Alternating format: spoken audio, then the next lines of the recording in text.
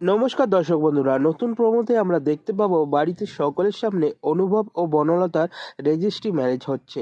বনলতা সই করে দেওয়ার পরে সেই কাগজে অনুভবও সই করে দেয়।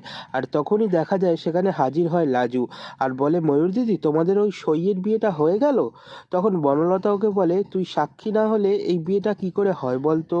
তখনই অনুভবের মা হাতে করে একটা পেন নিয়ে এসে লাজুকে দেখিয়ে বলে, এই নাও, এবার সইটা করে দাও। তখনই অনুভব ভীষণই রেগে গিয়ে বলে ওঠে, লাজু কেন সই করবে ওখানে? তখন বনলতা বলে, কারণ ও আমাদের মিলিয়ে দিয়েছে তাই। এরপরই দেখা যায় লাজু সই করতে যায় আর ওর সামনেই বনলতার সাথে মালা অদল বদল করে নিয়ে অনুভব এবার ওকে সিঁদুর পরিয়ে দিতে যায়। আর এই দৃশ্য দেখে লাজু ভীষণই কাঁদতে থাকে আর মনে মনে বলতে থাকে, খিটকেলকে সিঁদুর পরাতে দেখে আমার এত কান্না পাচ্ছে কেন?